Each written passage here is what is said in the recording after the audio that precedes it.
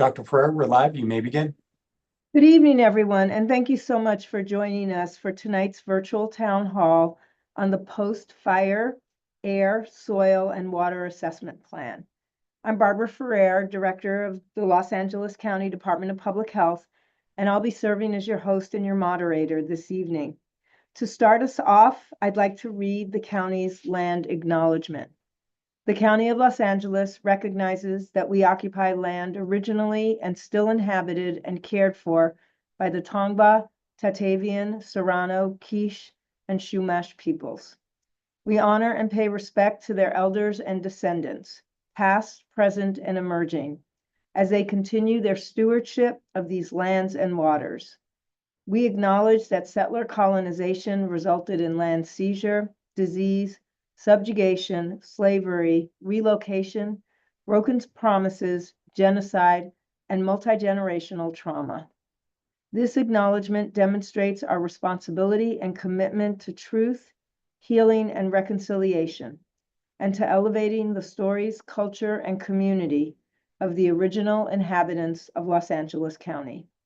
We are grateful to have this opportunity to live and work on these ancestral lands.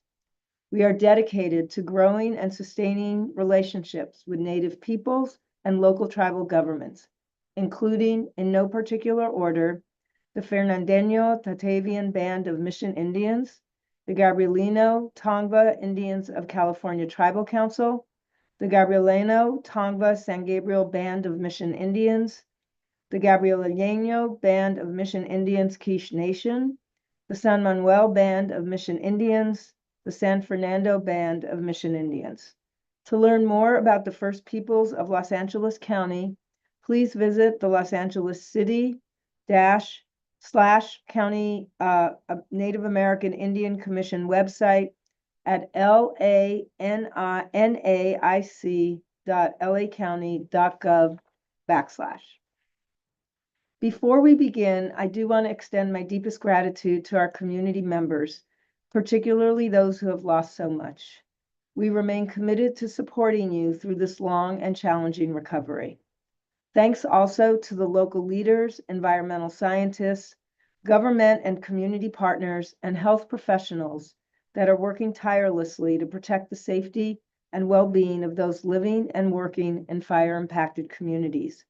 I want to extend special appreciation to Supervisors Barger and Horvath for their exceptional leadership coordinating response and recovery efforts to ensure a singular focus on meeting the needs of residents, workers, and businesses affected by the devastating fires. This town hall is an important opportunity to hear updates from our public health team and our partners about how we're assessing and addressing potential environmental hazards after the fires, including soil and water testing. We know this information is important for everyone rebuilding and recovering, and our goal is to ensure that the public has access to clear, timely, and transparent information every step of the way. You'll hear more this evening about particular assessments, what the test results mean, and how those test results can help guide decisions about cleaning, reentry, and long-term monitoring. We also want this to be a space for conversation.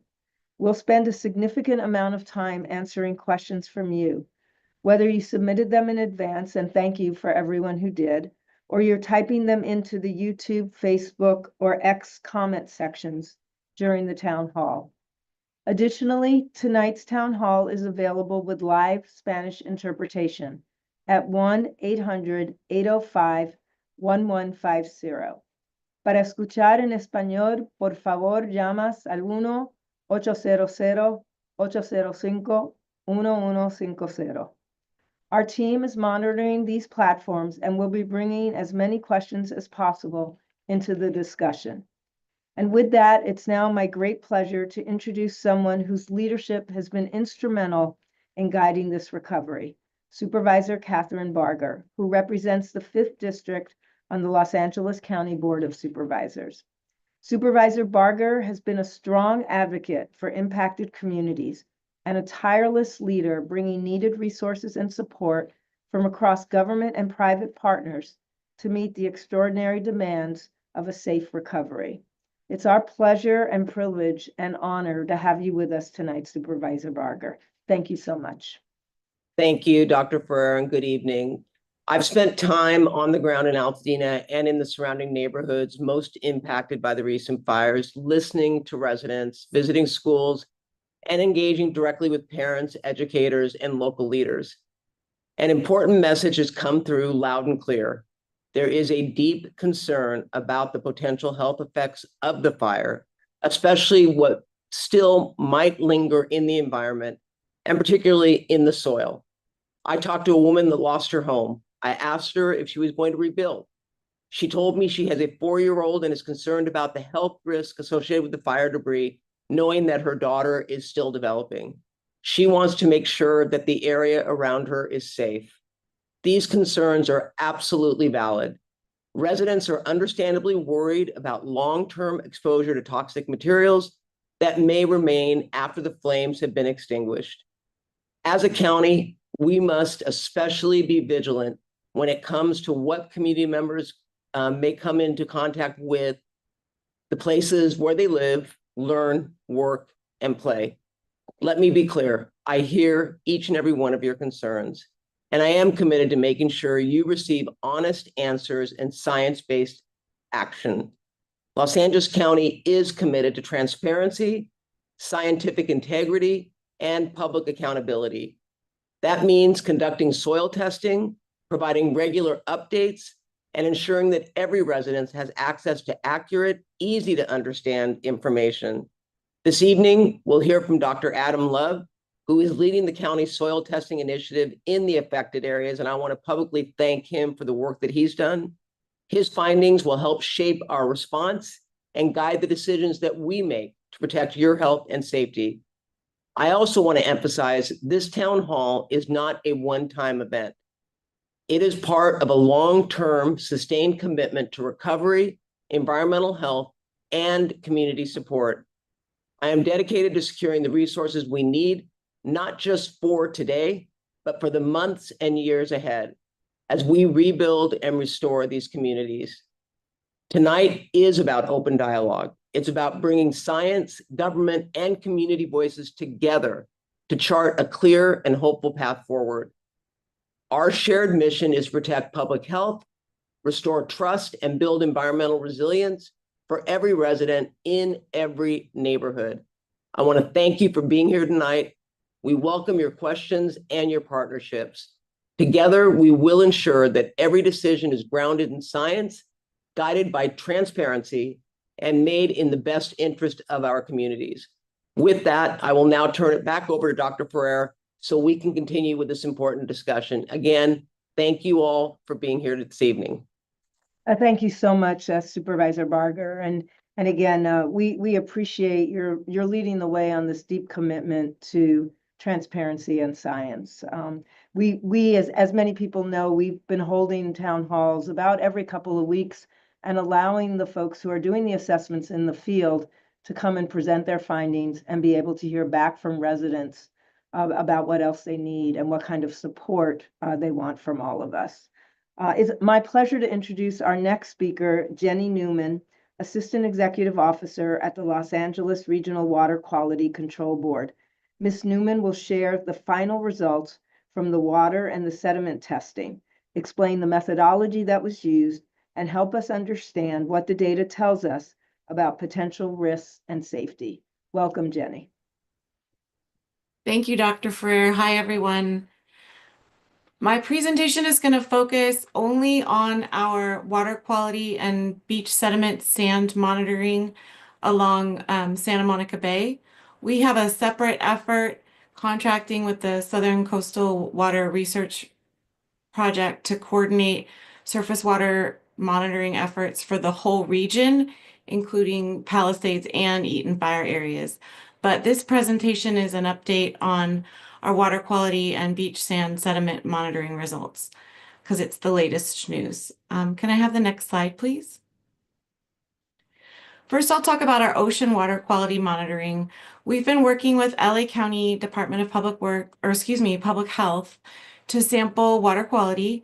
Public health staff have collected samples, and we have split the samples and analyzed them for metals, nutrients, polychlorinated biphenyls or PCBs, and polyaromatic hydrocarbons or PAHs at our state lab. On February 6th, we also went out and did paired sampling where board staff collected samples from storm drains that were adjacent to 4 beaches or creek outfalls. And then on March 13th, board staff went out and collected the samples ourselves for some of the beaches. We sampled 12 beach sites in total, and then, like I said, 4 storm drains or creeks. And the analytes that we looked at were based on our previous studies and understanding of what kind of chemicals come off in the runoff after a fire. And then in response to public input, we've added PFAS, asbestos, and more volatile organic compounds for the later events. Next slide, please. We recently posted the results of we've been posting the results of the lab results to our webpage since for over a month now, but we recently just posted our analysis of the results. What we did was we compared the ocean water quality results against US EPA risk-based screening thresholds for recreation in water. And also we have ocean plan water quality objectives to protect for the consumption of fish. And I'm just pulling up the results here. And we also looked at background levels. So you can see these 2 tables show everything we sampled for, the thresholds, the background limits, the objectives, and the detection limits. And as I reported at a previous town hall, we detected metals and PAHs in a lot of the ocean water samples. All of the detections were below the recreational risk-based threshold, except for arsenic at several sites and for several sampling events, and PAHs at 2 different sampling sites on one day at each of the sites. However, the arsenic levels and the pH levels were all within background levels. And background levels are the levels that we see in natural sites along the Southern California coast. Next slide, please. Oh, and I'll point out that we didn't detect any volatile organic compounds or PCBs in the results. I realize I didn't ask the slides soon enough, but these are just pictures of on the last sampling day, showing on March 13th what conditions were like. It had just stopped raining. Okay, next slide, please. So we also sampled for beach sediment and sand at 11 beaches and 4 creek outfalls or storm drain outfalls, stretching from Zuma Beach to right after Torrance Beach at the bottom of the bay. And the samples were analyzed for metals, PCBs, and PAHs. There was one sampling event that occurred over 3 days from February 25th through 27th. And we plan to have another set of samples collected prior to Memorial Day. Next slide, please. So here's the table showing our comparison of the results against, in this case, we used EPA as well as California specific risk-based thresholds for soil. And in this case, we looked at residential thresholds for an extra conservative comparison. And like the ocean samples, this slide shows the threshold, the detection limit, and the results for each site. This is all on our website now. Next slide, please. And like for the ocean water samples, we detected metals and PAHs, but we did not detect PCBs. The only chemical that exceeded the residential risk screening level was arsenic, But again, the levels of arsenic were within background concentrations for the area. And that's the update. These are the sites showing this sample collection technique. We sampled the recently deposited black material to make sure that we got the worst possible case scenario in our samples.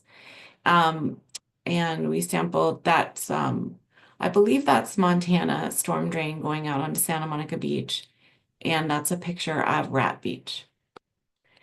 And again, we plan to conduct another round of the sediment and sand sampling in May, and we will keep our website updated and the community updated as the results come in. Thank you. Thank you so much, Ms. Newman. We appreciate all the work. And again, just as a reminder, you can go to our dashboard and you can get linked to results from all of the different state agencies and our sort of academic partners. And we'll put more information up about how to link to us as we go through tonight, so that you can make sure you're staying on top of all the information, because test results are coming in at this point, fairly frequently from a variety of partners. But thank you so much for joining us. I now want to introduce and thank Dr. Adam Love from Rue Associates for joining us. Dr. Love is leading the technical soil testing efforts for the county, and he'll explain the testing methodology used to assess contamination in fire impacted areas and walk us through the results from their preliminary results from both stage 1 and stage 2 of the soil assessments. He'll break down what these results tell us about potential health risks and what they mean for residents as we move forward. Thank you for being here, Dr. Love. Great, thank you. I know the Eaton and Palisades communities have been waiting a long time to get some of the information about soil testing results that they've been asking for. Please know that we've been working as fast as we can in order to get some answers. We've been out sampling soils and ash from parcels with destroyed structures before any cleanup has occurred, which we refer to as stage 1 sampling. We've been sampling soils from intact parcels, both inside and nearby the fire areas, which we call stage 2 sampling. And we've been sampling soils from parcels with destroyed structures after the U.S. Army Corps performed their soil and debris removal, which we call stage 3 sampling. So the results tonight we're reporting out on are really focused on the sampling of our intact parcels. We've been crunching numbers from our stage 2 efforts for weeks in order to be able to begin to understand what these results tell us. While today's results include only about 90% of the data that we'll ultimately have to evaluate, we've already begun to get a clearer picture, and we felt compelled to share this information as soon as possible. That being said, it's important to recognize that there's still more evaluation to do after this evening. Next slide. One of the most common questions we've heard related to the fires is from people with intact parcels who are not scheduled for any EPA or U.S. Army Corps cleanup activity, but who ask what fire-related impacts are reasonably expected for their properties. These are especially good questions because fires from urban wildfires, where homes provide the main fuel for the fires, can be very different in chemical character than forest fires because of all the consumer products and building products that can be burned. The Eaton and Palisades fires consumed large portions of neighborhoods in each area. There were far too many parcels in each area for us to have sampled every property. So we've done a representative sampling of parcels with homes throughout each fire area. What that means is that these results are able to provide some good general observations of our soil sampling results, but ultimately they don't inform the specific conditions on any given property. Still, we think these results are helpful in filling in some of the data gaps that exist for answering the question about what fire-related impacts might be expected for intact homes in various locations, both within and around each fire area. Next slide. So what did we test for? In sort of reading about literature from these sorts of fires, there are 3 classes of chemicals that we focused on that would be persistent in soils well after the fire. The first category is heavy metals. The second category is polyaromatic hydrocarbons, or PAHs. And the third category is dioxins. Within each of those fire areas, when I say intact parcels, we looked at parcels that were characterized in one of three ways. They were characterized as either being minor or affected damage within the fire area. They were characterized as having no damage within the fire area, or they were residential parcels adjacent to the fire area, but outside of the fire lines. Again, these are all parcels where no planned cleanup is in the works. Next slide. So again, we're looking at about 90% of the results today. And when we talk about intact properties and what representative sampling looks like, we're talking about, we sampled 780 parcels, and we sampled 5 samples per parcel. Those results we compared to California DTSC's residential screening levels for soil where they existed. Where DTSC screening levels didn't exist, we used US EPA's residential screening levels in order to have some guideline for the numbers that we were looking at. You can see on the right, what we did in each fire area is to grid the fire area into different cells. The green outline are areas where there were homes within the fire area that we could potentially sample from. And so for each one of those fire areas, we went through and accessed as many properties as we could to get a representative sampling. The table at the bottom shows just what that distribution looks like for each parcel type in each of the 2 fire areas. That totaled up to the 780 parcels. Next slide. So again, the data that we're talking about today, we're going to talk about what the data looks like compared to screening levels, what it looked like overall within each fire area separately, Eaton and Palisades, as well as a finer resolution geographically on what the spatial representation of those exceedances looked like compared to screening levels. We use screening levels because these screening levels are protective of a lifetime of exposure for the most sensitive residential populations. So if the concentrations in the soil don't exceed the screening level, there's no reason to anticipate there would be any adverse health outcomes from those soils. Now, if the numbers exceed the screening levels, that doesn't automatically mean that cleanup needs to happen. They're not cleanup levels, but they really are levels that trigger the consideration to do additional evaluation. And so when we look at these exceedance numbers, recognize that when we see an exceedance, that doesn't mean that a cleanup has to occur. Next slide. So this is a table which is pretty small on this slide. It shows on the left a list of some of the chemicals that we measured.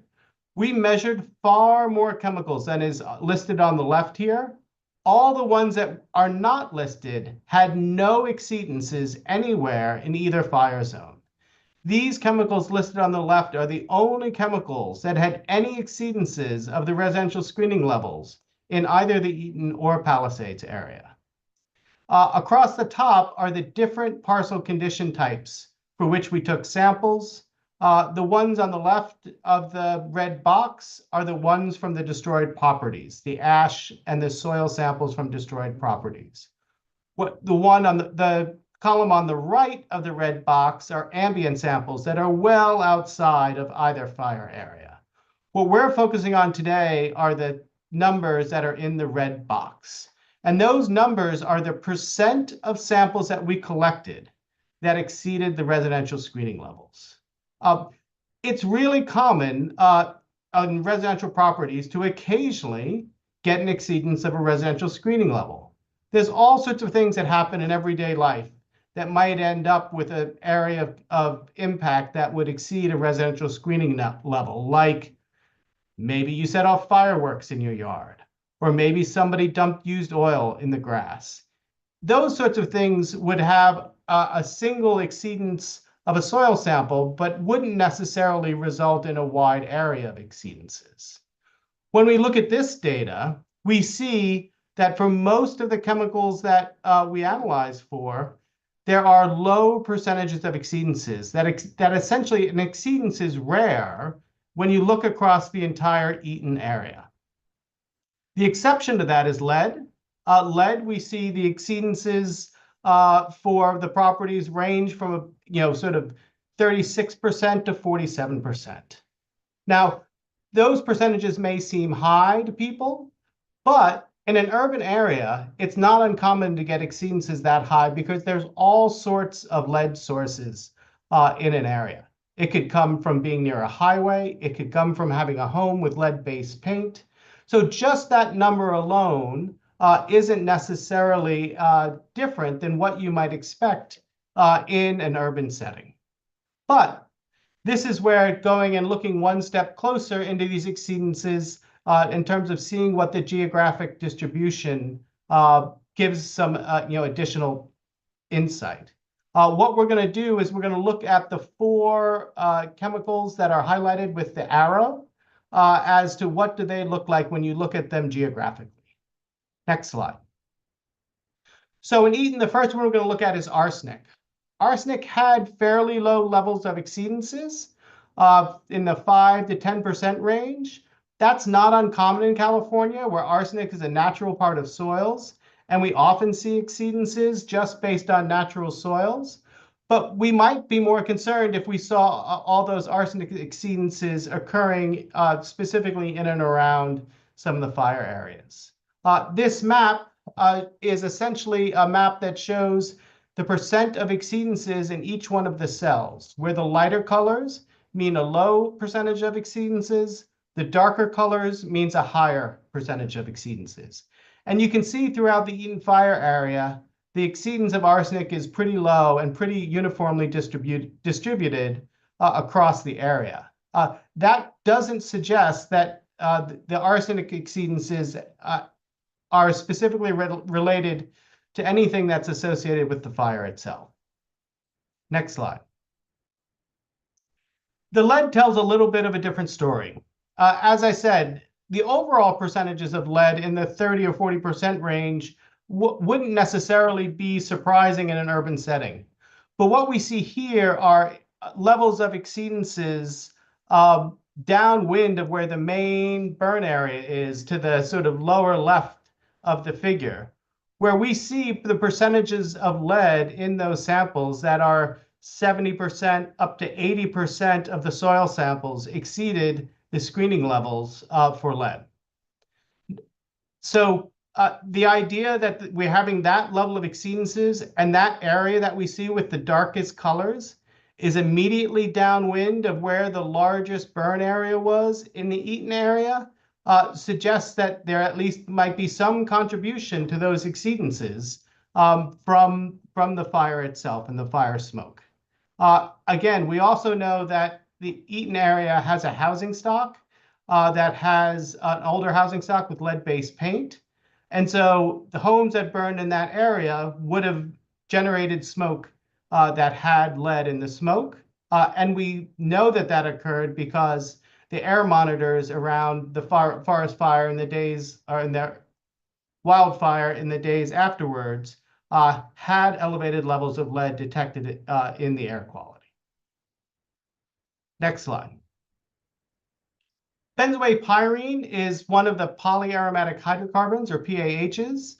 Polyaromatic hydrocarbons often form when any sort of organic material gets burned. And we had some low-level exceedances that we saw, again, sort of in the 4 or 5% range.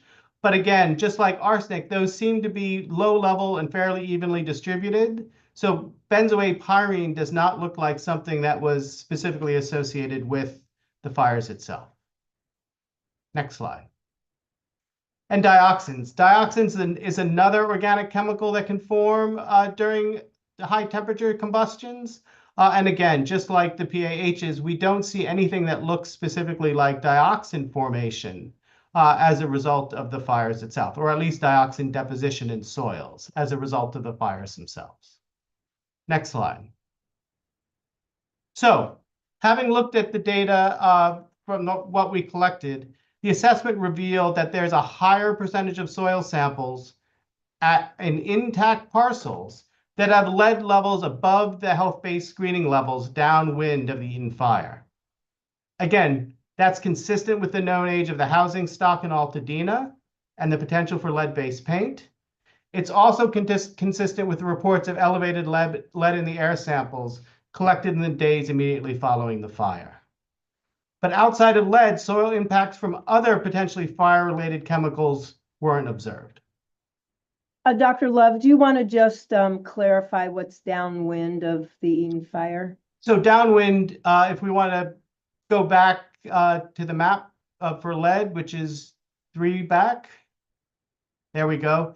Downwind would be the direction to the bottom of, the bottom left of the figure here, where the dark squares are. So the main fire area was within the red outline, just to the, just above that in the picture, and winds blew from essentially from the top to the bottom of that figure. And so the essentially dark south. squares at the bottom are downwind. So essentially south. South, yes. Okay, we can go back to where we left off. Next slide. So now we're going to focus on Palisades. Again, this is the same table, organized in the same way as the Eaton table was. But we're going to focus on, again, the intact parcels that are in the red square. You can see for Palisades, there's more of the chemicals that were detected above residential screening levels. But all of them, for the most part, are at relatively low percentages of exceedances. And in this case, with the lead numbers being low, arsenic actually has the highest exceedance level for the Palisades area. And again, while these sort of low percentages of exceedances on their own don't necessarily seem rare because of individual things that can happen on parcels, we again took a look geographically to see whether or not there was any correlation of those exceedances. Next slide. This is the arsenic map for where we were able to see the higher levels of arsenic exceedances in the Palisades area. You can see a lot of the Palisades area didn't have high arsenic exceedances at all, but especially up in the northeast, the upper right portion of this figure, you can see there was a high percentage of exceedances in a small area to the northeast. Now, we don't know what's going on in this area, but most of the fire and most of the structures that were burned were much further to the south. And again, the wind blew from the north to the south, from the top to the bottom here. And so those areas where we see the higher arsenic levels don't appear to be where we would expect to see impacts if it was related to a larger impact from wildfire smoke. Next slide. Cadmium. Cadmium, similarly, you can see throughout most of the fire area, there's virtually no detections at all of cadmium over the residential screening levels. But we can see a hot spot that's down in the bottom left in the dark squares right near the ocean and the sort of couple cells nearby it, where we see exceedances of cadmium above the residential screening levels in ways that we don't see any other part of the Palisades area. Again, this seems to be a hot spot where cadmium is in soils, but doesn't seem to be something that's indicative of a larger wildfire impact. Next slide. Lead. We saw in Eaton the high exceedances of lead that we just don't see here in the Palisades area. The overall exceedance for lead in Palisades is on the order of 5%. Which is pretty normal for an urban area. And we don't see any focused area where the lead levels are anomalously higher than any place else. Next slide. Benzoate-pyrene. Benzoate-pyrene, for the most part, seems fairly evenly distributed. Benzoate-pyrene, again, is one of those PAHs that forms when you burn organic matter. What you do see, though, interestingly, is up where we saw that arsenic exceedance up in the upper right corner, You also see that's also where we see the highest concentration of, or highest exceedance percentage of benzoate pyrene. And so again, we don't know specifically what is going on up there, but the fact that there is both a high percentage of arsenic exceedance and a high percentage of benzoate pyrene. I know from looking at the data, there's another PAH that also has a high exceedance level up there. There's something locally in that area that is going on that we don't know the answer to yet, but it doesn't look like something that is impacting the entire Palisades community that's associated with the large-scale smoke moving through the community. Next slide.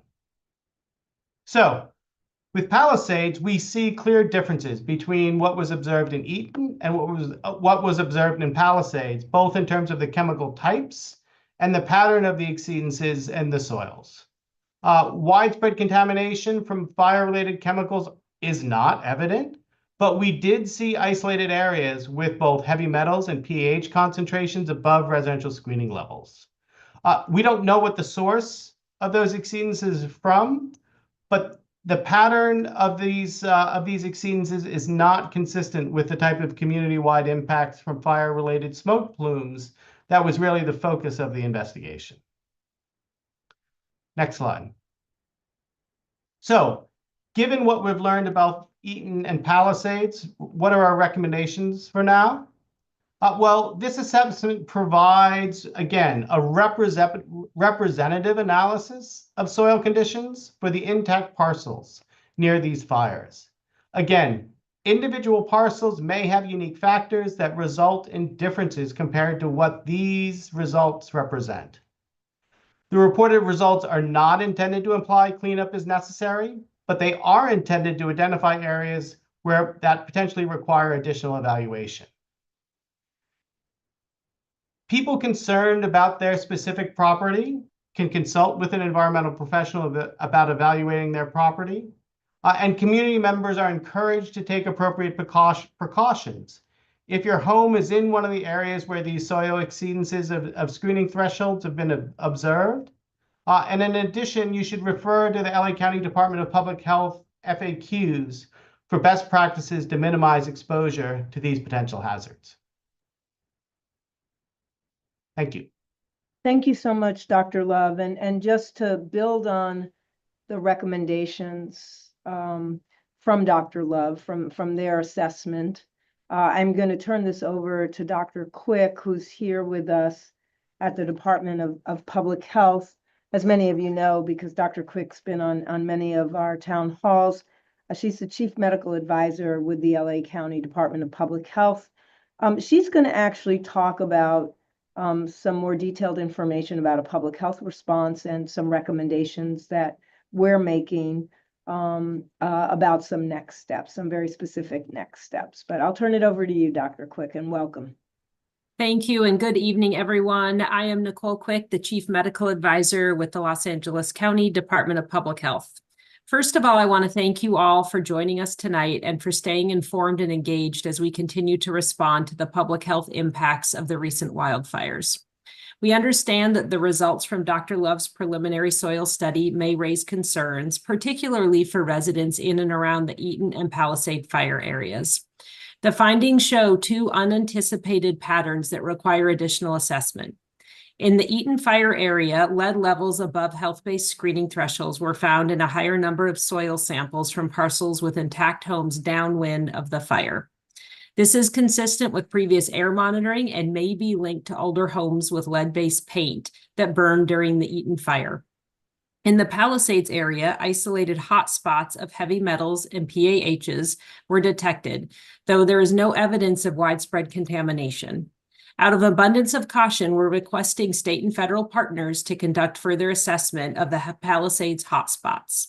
We're also coordinating with the county to explore options for more targeted lead soil testing in the most affected areas downwind of the Eaton fire.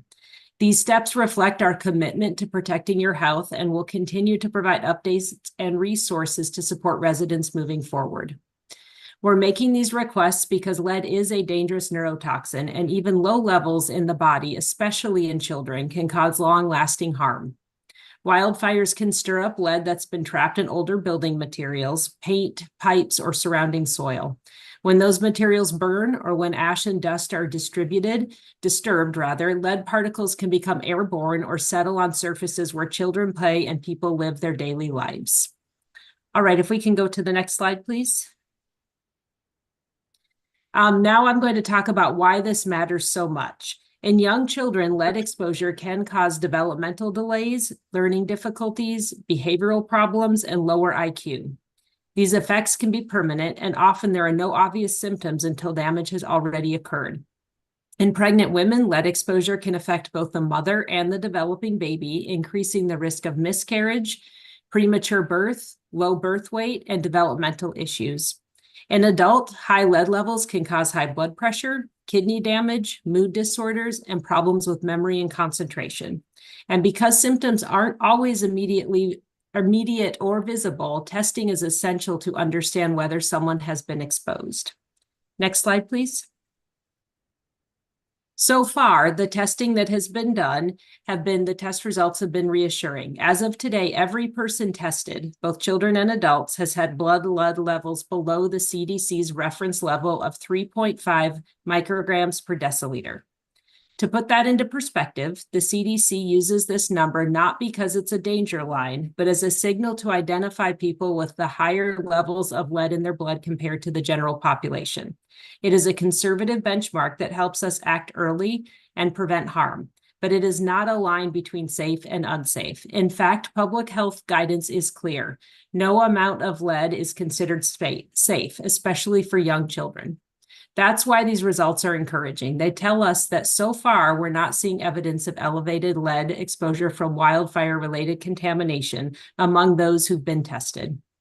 And we're striving to keep it that way by making sure residents can take protections to reduce exposure to lead and have information and support they need.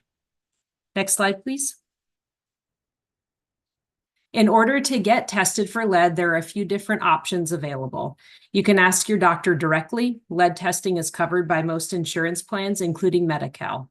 You can also request a free test through Quest Diagnostics by calling 1-800-LA4-LEAD. It's simple, confidential, and convenient. In addition, we're offering in-person mobile testing at community events across the county. For example, we'll be at the Arts and Literacy Festival in Santa Monica on April 26th and Eaton Health Village in Pasadena on April 27th, and then in Malibu Library on May 17th. These events are open to the public and are a great opportunity to get tested in a community setting. We'll continue to add more locations in the coming months to make testing as accessible as possible. All right, next slide, please. Now that we've discussed opportunities for testing, let's talk about what you can do to reduce risk from soil that may be contaminated after wildfires. First off, knowing what you're dealing with is key, especially if you're near an older home or burned properties. Soil testing can help you understand what's in your soil. You can find a lab online. Just be sure to check for the types of tests they offer, pricing, how to collect the sample, and how quickly they'll get you results. Once you know your soil's condition, you can take action. With mildly elevated levels of lead in the soil, minimizing contact with soil is a good idea. Cover bare dirt with mulch, wood chips, gravel, or ground cover plants to prevent dust and limit contact, especially in play areas, garden paths, or near patios, and keep children and pets from digging or playing in bare soil. For gardening, consider using raised beds or containers with clean soil if contamination is suspected. Compost, manure, and peat moss can reduce how much contamination ends up in your food. Be sure to always wash your hands after gardening and rinse all produce under cool running water. Remove outer leaves of greens and peel root vegetables before eating. And don't forget about clean habits inside the home. Taking off shoes at the door, cleaning entryways, often by mopping or vacuuming, and regularly washing pet toys and children's toys that may touch the soil. These steps can go a long way toward keeping your home free of lead and other harmful particles. We suggest consulting with a remediation specialist if you have higher levels of lead in the soil and if individuals in your family are at higher risk of poor outcomes. This would include children and pregnant women. Next slide, please. After taking steps to reduce risk from contaminated soil, especially around gardens and play areas, it's also important to protect yourself and your family from ash, soot, and other fire debris that may still be around in or around your home. Outdoors, make a habit of gently washing down patios, furniture, and driveways with water. Use a damp cloth to wipe off ash from outdoor items like toys or tools. And if there is ash in the area, clear ash from your yard carefully, sweeping with a damp broom or hosing gently to avoid kicking dust into the air. Indoors, wipe surfaces like counters and furniture with a damp cloth. Vacuum carpets and floors using a HEPA filter, and make sure to change filters in your HVAC system or air purifiers regularly.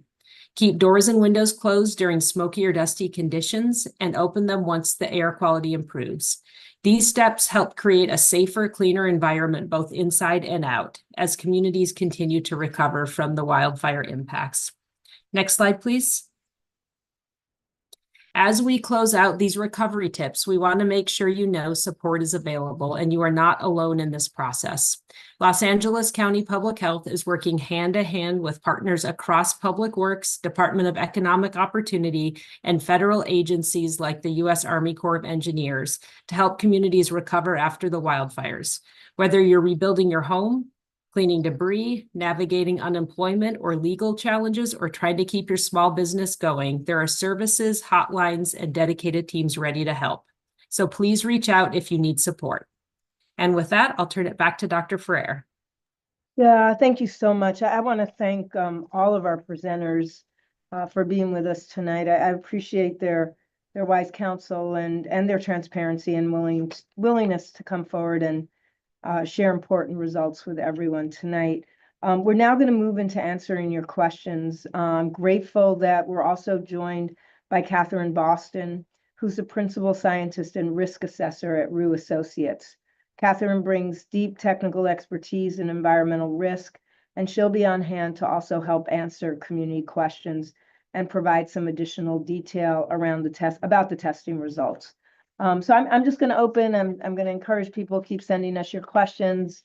We're going to get to as many of these as we can. And as everyone knows, the ones that we don't get to, we will try to answer on our ever-growing frequently asked questions page, where we really try to just provide as much information as we can. And I'm going to start, Adam, Dr. Love, I think I'm going to go back to you and just start with you because we have some questions about the testing. I've heard a lot of discussion about testing not being comprehensive enough to ensure the safety of residents who are returning and rebuilding. How can we be sure that the testing that's done is sensitive enough to detect contamination at levels that will be harmful to people?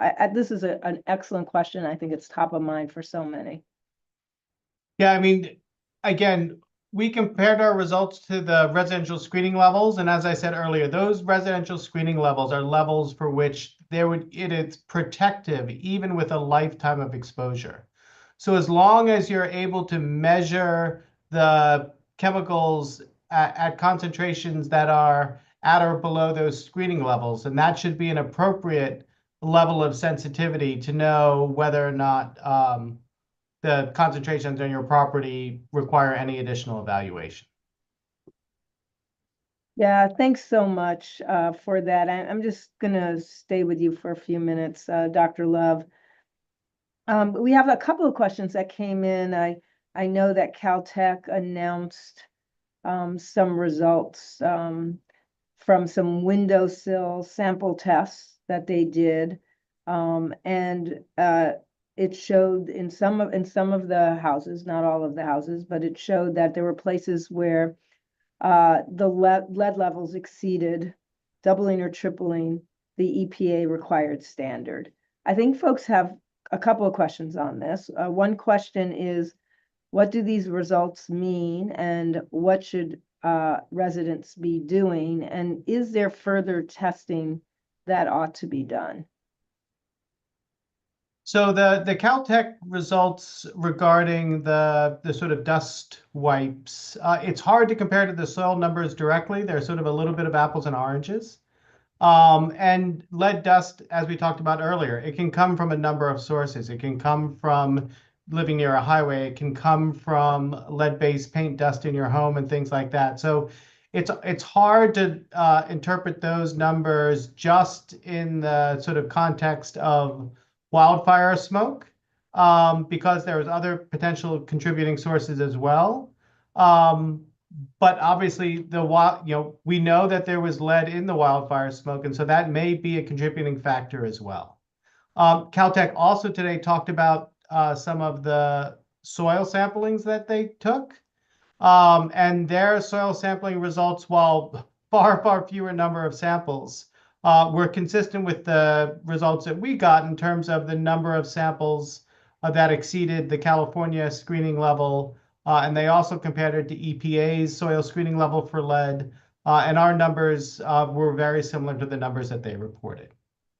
Yeah, thanks so much, Dr. Love. I think it'd be worth explaining the slightly different screening levels between the state here in California and the EPA, because it may be confusing to folks who are looking at the reference numbers. Yes, all of our numbers that we compared were to California's residential screening levels for lead, which are 80 milligrams per kilogram. That's a very conservative number, a very protective number for lead exposure. US EPA has a number that they use as a screening level that is higher, 200 milligrams per kilogram. Again, they use that as a threshold for additional evaluation being needed.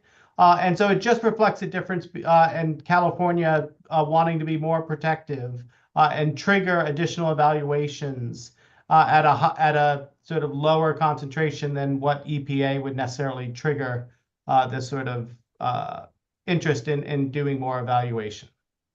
One more question for you, Dr. Love, before we move on to some.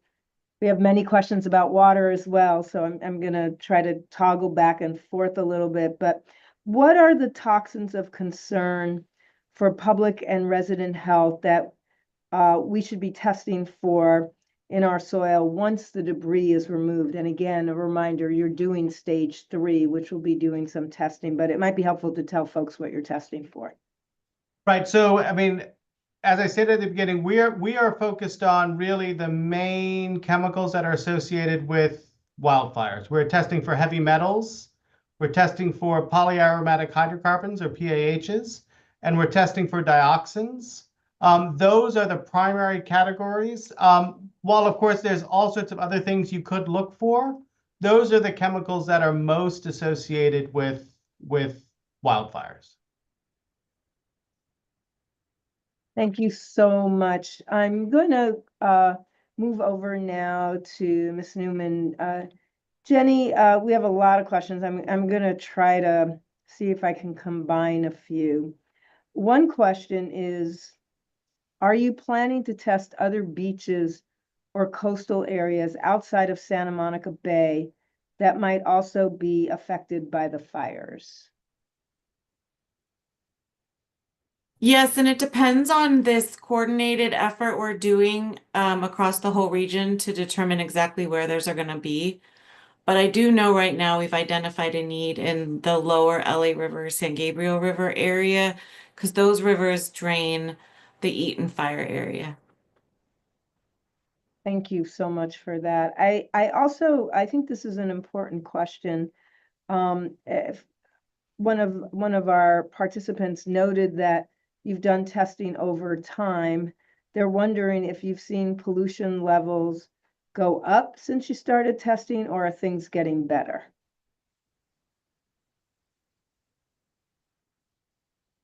We haven't specifically looked at that, but because there weren't that many detections of the pollutants we sampled for, there's not a lot of trends to look at.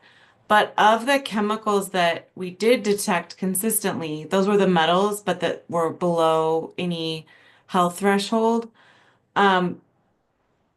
We haven't done a formal statistical analysis yet, but it doesn't look like they're changing from a quick glance. They seem to be steady and below health risk levels. Yeah, I think a corollary question that's really associated with that is, does the testing you're doing look at how pollution is building up over time, or is it just what's in the water when you're doing that sample? It is a little bit of both, but just the nature of the wave wash and the ocean and the bay, it's very dynamic system, and pollutants don't stay in one place for long. When they do accumulate, it's in the deeper sediment of the bay, and that would be more of long-term sampling. And again, that's this kind of data we're going to collect and look at through this coordinated effort.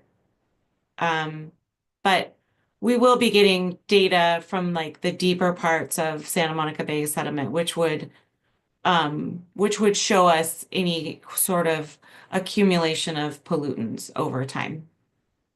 One more question for you, if you don't mind, Jenny, is how do you decide what levels of pollution like PCBs or PAHs are unsafe, especially for kids or people with health issues? And what's the difference between the threshold for people and the threshold for aquatic life like fish? So we look at the most conservative threshold for the protection of people. It's a calculator that's developed by EPA that looks at a bunch of different ways that people could be exposed to the pollutant by touching their, like being in the water and it touching their skin, or spraying in their face, or maybe possibly ingesting a tiny bit by accident. And it looks at all those different ways, and it comes up with a risk threshold. And when you run the calculator, you have to make a lot of assumptions. How long is the person in water? How old is the person? How many times a year does the person go in the water? And we assumed what we felt were pretty conservative inputs. We assumed adults and children, so young and old, looking at sensitive populations. We assumed people went 180 something days a year, or every other day, or half the days of the year. And we assumed they were in the water for 4 hours a day. And then how does that compare to the aquatic life-based thresholds? It depends. Sometimes the aquatic life are more sensitive to the pollutants, and sometimes the humans are more sensitive, and it depends on the pollutant. That will be our next phase, by the way, is putting up our data comparison against aquatic life water quality standards. We went with the public health first because that was a more immediate concern for the community. I think that was so helpful. Thank you so much. And great questions. I want to again thank everybody who's submitting questions. And we have hundreds, so I'm going to do my best to try to get to as many as possible. I'm particularly going to try to get to the ones that multiple people are asking similar questions. Dr. Quick, I'm going to turn over to you for a while, if you don't mind. We have a few questions, or really more than a few questions, around remediation efforts. So I'm going to start with, my soil was tested through the Clean Soil Project. The results for lead were 186 and 113 from front and backyards. What type of remediation should take place? Is this requiring removal of 3 inches, 6 inches, or more? And we have similar questions about the fact that the Army Corps in many places only scrape the area, what I'm going to call the burn area of the house. The ash footprint is what they called it. And there's a lot of concern about the fact that the rest of the soil on that parcel might be contaminated as well, given how much ash and soot was blowing around. So Yeah.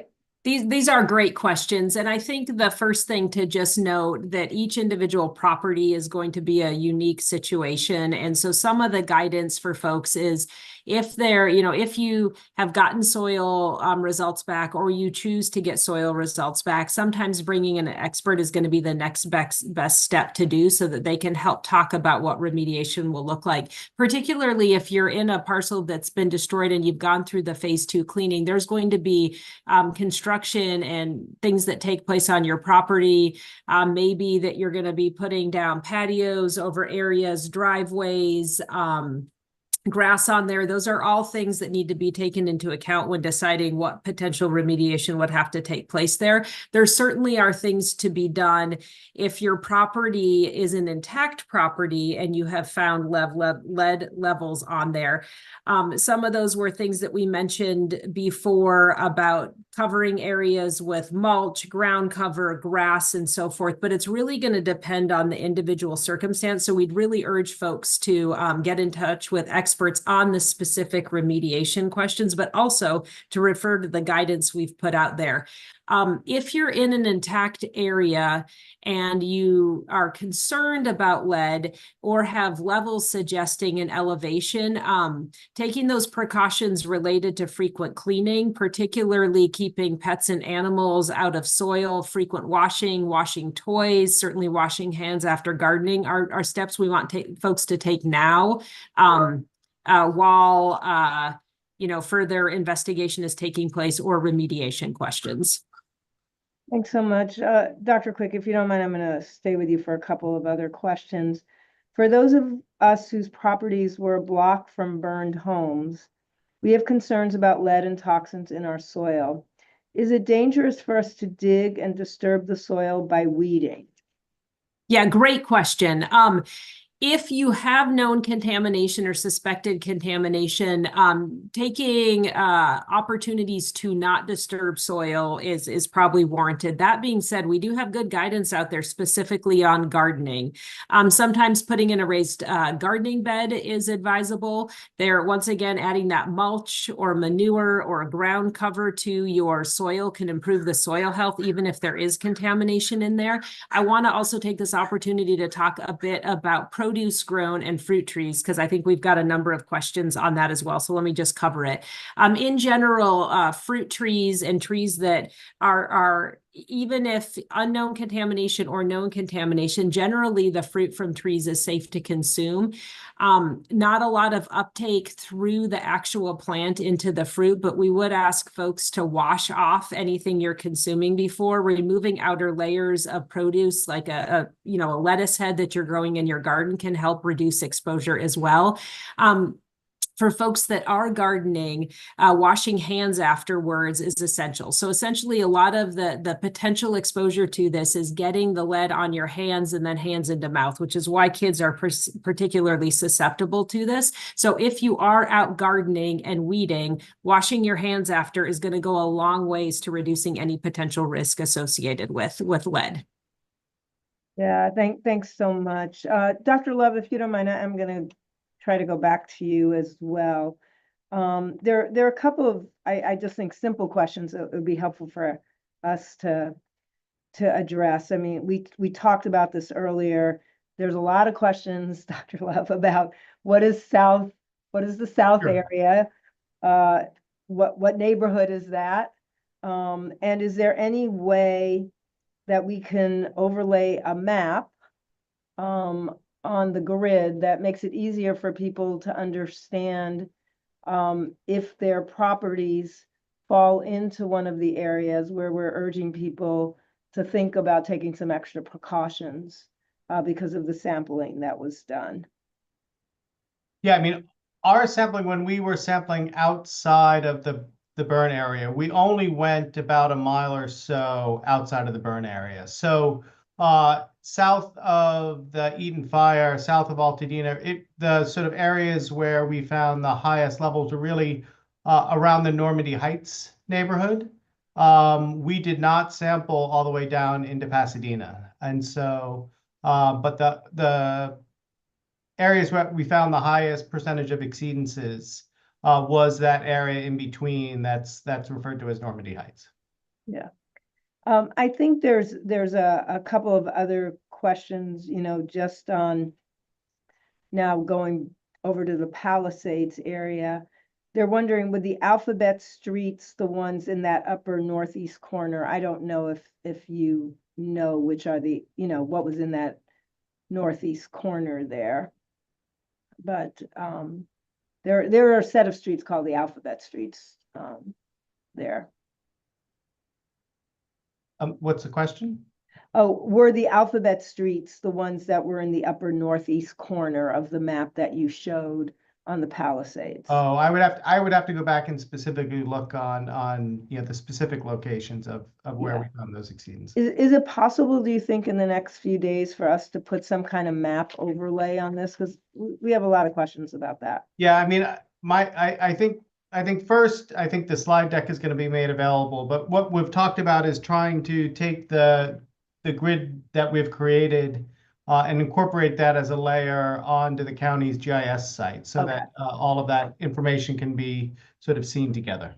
Yeah, and that's probably, it's good for people to know our dashboard is live. We'll put up, maybe, Brett, you can go ahead and put up a slide or some links in the chat about how people can get there, because that's where you're gonna be able to go see all of this information and look at it on your own. I'm gonna just ask, a couple more questions, Dr. Love, if you don't mind. Why did you just, sample or report tonight on intact properties? What about the totally damaged structures? And I think maybe it's worth reminding folks that you did do both of those samples. Sure. Yeah. I mean, you know, there's a lot of information that we're collecting. We focus on intact properties because that was really the focus and the main sampling that we did. We took far greater samples of intact properties. We have a smaller number of samples of destroyed properties, both before and after Army Corps testing. We don't actually have all our results back yet, or we don't have any of the results back from our sampling that we did after Army Corps soil and debris removal. So I expect that we'll be back here when all that data is available to report out on those. But right now we don't have both the before and after data to report on yet. Thank you so much for that. Dr. Quick, there's a whole set of questions, I think very reasonable questions about what kind of support might the county be able to provide around remediation if soil is heavily contaminated with lead. So I want to thank everyone who asked this question. It's a really important question. This is really being asked by both folks who, it looks like from the questions I have, both from folks who are living outside the burn area with intact homes, folks in the burn area with intact homes, and also from folks who had the Army Corps already clean up debris on their property, but didn't clean up all the soil. People want to know, how can we help them remediate? How are we going to remove, like what should happen with all that soil? If you do clean it up, where should it go? So I know we might not have the answers to everything, but I think Dr. Quick, any help you can give on that whole set of questions. And Yeah. I appreciate that it is a very important question. Very, very important question, and numerous, I'd say, maybe different sort of process flows depending on kind of where you are and where you're, if you're going through phase 2, if your home's destroyed and you're opt out, versus folks who are outside that may or may not have lead contamination. So a couple thoughts on this. Right now, we are further exploring to answer the question of what we've seen, this downwind that Dr. Love has presented on tonight, the downwind in the Eaton area. We are still in the next steps of figuring out further assessment on what that might look like for any further potential testing or evaluation of the extent of what we've seen there. For individuals that are in have had property destroyed and the Army Corps has removed the ash footprint, but still have concerns, that may be managed in a different manner because there's going to be rebuilding activities, kind of like what I mentioned before. There may be rebuilding activities that some of that soil is going to be covered up and so forth. I do want to reiterate that if folks in any of the areas have concerned about their soil, doing soil testing and getting an expert in to kind of determine what the extent of that is for that particular property is important. As far as the remediation and what the steps are for that is going to depend on what the property is like, what stage it's at, and what the extent of the contamination is. So once again, that's on a case-by-case basis. I would expect us to be able to come back in the future, just like Dr. Love said, with more data related to properties and provide more guidance related to this. But the remediation for lead depends really on the level of contamination and where it's found. So I know those answers probably are not satisfactory, but I think that's what we have for right now. Yeah, I mean, I think, I'm just as a reminder, Supervisor Barger is very committed to making sure that we think about the resources. I mean, this was a disaster caused by a fire that was, really the biggest fire this county's ever seen. Understanding all of the risks that are associated now with the level of contamination, we're concentrating right now on soil, but I know there are people who have concerns about the air still, and I know as well that there are very legitimate concerns about water. Those are things we really have to figure out as a county. Like, how are we gonna make sure that we're understanding what the risks are, and then, as everyone's noting, how to mitigate. What we did tonight was offer the general advice that we offer, particularly around lead contamination, because lead contamination in LA County is very common. In many areas, there are higher levels of lead associated with freeways and prior industries that have been in the areas that have been contaminating for years and left a footprint that has made it really very possible for many properties to have higher levels of lead in the soil than we would like. So I want to note, we've been working for years around trying to remediate. We had a great question from someone: shouldn't we be doing everything possible to avoid lead exposure? And I 100% agree with that. I mean, most of our resources actually go to remediating. If there's we have an entire program for folks who are income eligible to help actually remediate from lead paint for houses that are older, so that we can get rid of lead paint on the exterior of houses. Really, again, trying to reduce any exposure to the dangers that are associated with lead paint, which was the main paint product used in many houses built before 1978. So we 100% agree with that. I think we're in this, really very challenging time where the fire, as a result of the fire, we have higher levels of contamination that we need to deal with. And we're going to continue to do more assessments, try to get as much information as possible, and then work together as a county to help people find resources. I know many of you have been able to use your insurance companies and work with the Insurance Commission on finding avenues to support remediation efforts. And we'll have to better understand the causes of some of the contamination out of the burn areas to see what would be appropriate there as well. There's another question here about the fact that, we advised a while back, really much, almost 2.5 months back, that if you lived within 250 yards of burnt buildings or burnt parcels, and you were vulnerable, or you had vulnerable people in your family, you might want to, if you can, consider delaying returning to a standing home until the fire debris was removed from parcels near or adjacent to your property, knowing that as excellent as most of the efforts are to contain the spread of that debris, or, through the wind in the parcels, as they do the cleanup on the parcels, it's probably better if you can remain away from areas where cleanup is happening until that cleanup has been completed. We haven't changed that advice. We know it's not practical for many families to stay out of their homes when their homes are standing. And we know many families have invested a lot of resources in getting those properties cleaned. And we're trying to work with all of our partners, AQMD for air quality monitoring, to make sure that we're keeping an eye on what's happening in the areas where there's debris cleanup.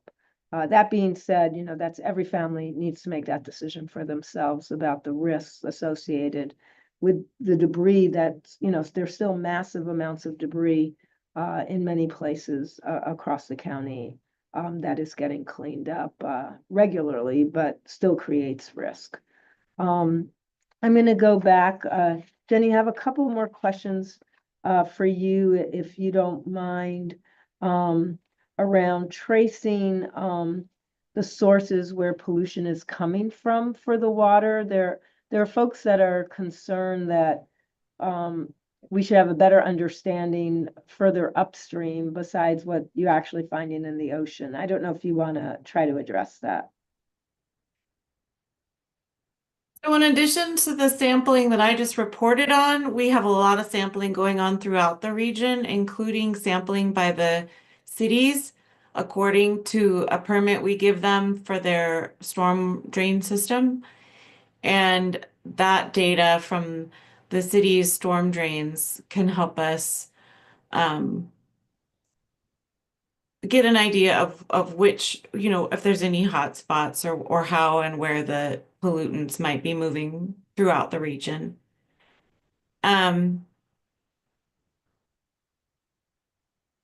We also have other like academics that are doing the research. And again, all that's going to be posted on the county's dashboard. That would be so helpful, I think. And you know, again, I don't know, Brett, if you can put up that last slide of where people can get support just for a minute, so people can know where to go to get information. We have the connection on that last slide for the post-fire assessment plan, as well as some of the resources. We're not going to have time tonight to get to some of the questions that people have about and concerns they have about debris removal. But again, if we can put that slide back up so that people know that there are places for you to call. There's hotlines, both for LA County Public Works and for the U.S. Army Corps. If you're concerned about the debris removal process, you're seeing trucks go by that you don't see are adequately burrito wrapped. You see debris coming off of the trucks, or you're concerned about the routes. We're going to urge you to you know, really take those concerns directly to Public Works and to the Army Corps. Brett, I'm hoping you get that. Perfect. Exactly what I was hoping you could put up. Why don't we leave that up for just a minute? I'm going to go back to some additional questions. Dr. Quick, there's a few questions about public spaces and what kind of testing is happening in public spaces, public parks, schools, libraries, what is being done around testing in public spaces? Yeah, great question. I'll start with just some general, this question has multiple parts because these entities are kind of managed differently. Let me cover schools because that's a question that rightly so lots of folks are asking. Lots of work has been done, I'd say, with the larger response group related to schools. Schools have been proactively getting their environmental consultants in to do testing, cleaning, and so forth. We, as a public health entity, have had numerous meetings with schools, as has the state, to discuss best practices related to this. Many of the schools have done testing, cleaning on an ongoing basis.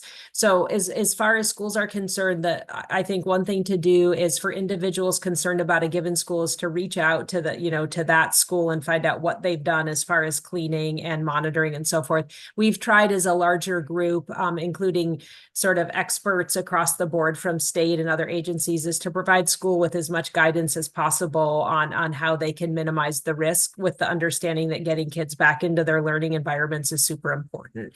So I'd say that's on the school component. As far as some of the other it may be a private entity that folks are concerned about, a park or city parks and so forth. Some of those areas have done some testing and or cleanup related to fire debris.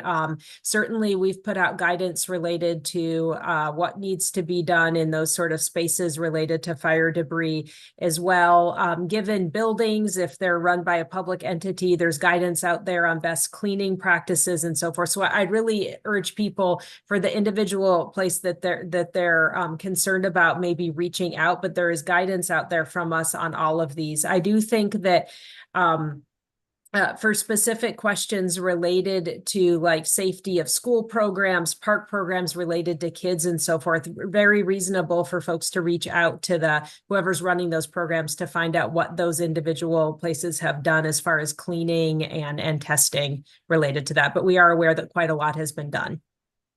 Yeah, thanks so much. And Dr. Quick, I'm also going to ask you about safety related to at beaches and what we do if there are dangerous levels of pollution in the beach water or the sand. Jenny, feel free to chime in, but I know Public Health Department issues ocean water warnings and beach closure notices on a regular basis. So maybe Dr. Quick, you can explain that process. Yeah, would love to. And it really it kind of follows nicely from the presentation that Jenny did earlier. So in general, public health does test ocean water on a routine basis for bacteria. And of course, issue advisories related to exceedances that may be unsafe for human contact with ocean water. Other beach closures sometimes will take place related to spills, like an oil spill or a larger sewage spill. Related to concerns from fire contaminants, initially working with as Jenny mentioned, with water boards, public health did help collect some of the initial samples, then some of the sampling transferred over to water boards. There's numerous data points that are on there. You heard a presentation from Jenny earlier about looking at all of that data, comparing it to use of standards that are appropriate for water contact. Based on reviewing all of that data that has come in, public health did lift the ocean water advisory related to contact because there was no chemicals of concern, contaminants of concern that were picked up in the ocean and sediment that we felt posed a human health risk. I want to be very clear that there's still an advisory related to fire debris. So we are cautioning folks that if there's fire debris in water, if there's fire debris on sand, that poses a potential hazard. For areas that are heavily impacted by fire debris, as in like some of the burn areas where there were structures that directly burned on the beach or homes directly on the coast, that high tide there can reintroduce debris into the water, and we want people to not enter the water related to fire debris. So that's the process that's taking place. We're working very closely with water boards on this. There's going to be some amount of continuing sampling, which we will all look at to evaluate these against these health protective screening levels that we've kind of mutually decided upon. So that analysis will continue. Yeah, Jenny, I just want to give you an opportunity. I don't know if you want to add anything, because I know we work closely on making sure that we're in agreement on when it's safe for beaches to be open and when it's safe for people to be in our recreational waters. Sure, I would just add that I talked about all the assumptions that we made when we were running the risk-based calculator to come up with the appropriate thresholds. And we ran all of our assumptions by Dr. Quick and other public health staff to make sure, and other subject matter experts, to make sure everybody agreed on the input so that when we compared our data against thresholds, public health would feel that it was a useful comparison to make beach advisory decisions. So helpful. We're running, we're very close to the end of our time together. I have one more question that maybe we have time, Adam, for you to go ahead and answer before we go to a closing. There are folks who continue to ask, we continue to get this question. Without a community level soil cleanup, how do we know if the areas where we're wanting to rebuild is safe. And I get, this question came up in multiple places. So I'm gonna just add a little bit from some of the other questions. I think what people are saying is, do you need to remove all of the soil in the areas where there's been a lot of burn in order for it to be safe to rebuild? Or is it possible to rebuild with mitigation strategies that don't involve removing all of the soil? That's my sense from the questions, and I apologize to the folks asking the questions. I'm trying to like get this into one question before we're gonna have to end our town hall tonight. Right, and this is exactly why it's important to bring in a professional, because there are techniques that you can use to mitigate exposure to soils if they're impacted that aren't requiring it all to get excavated and hauled away.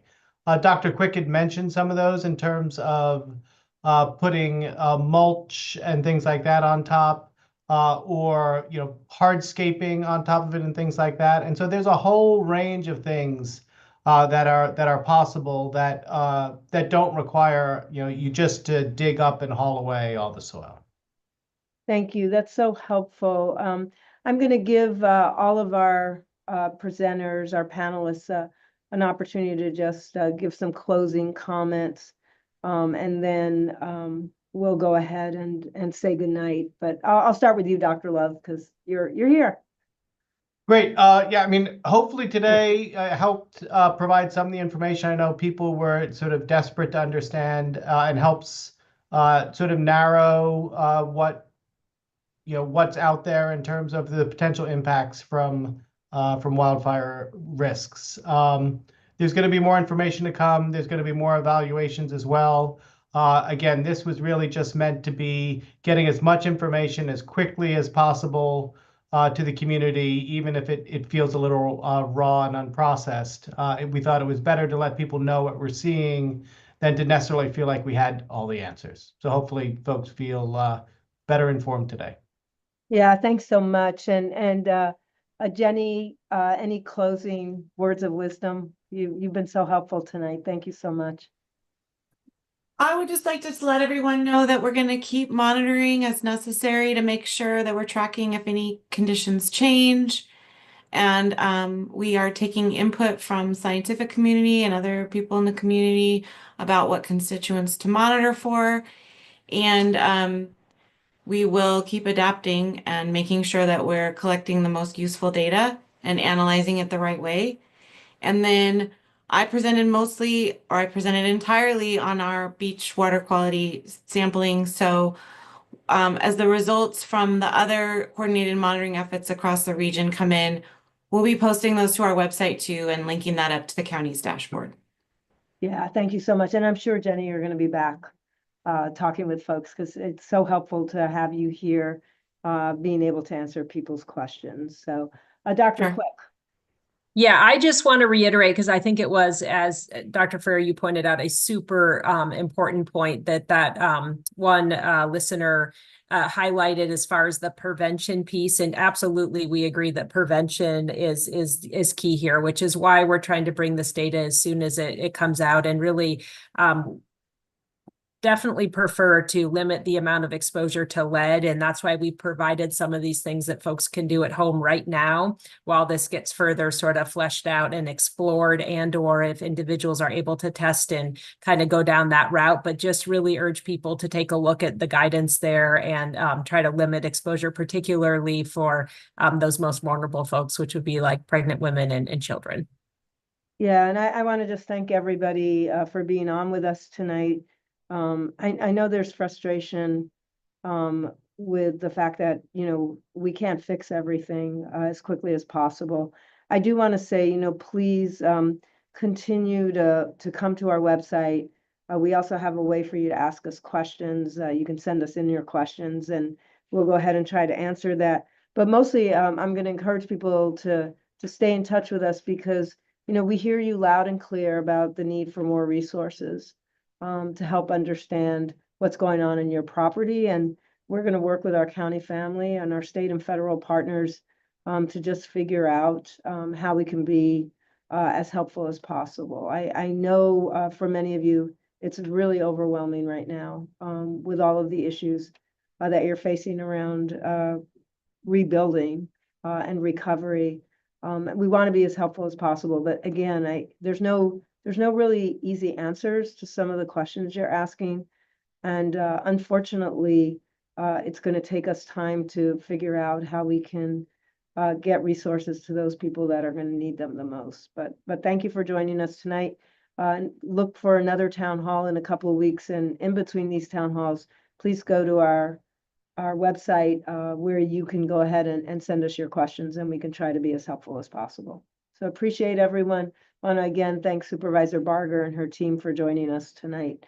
It's always really an honor to know that we're working together with some of the most committed supervisors ever in helping us get through a rebuild and recovery. So good night, everyone.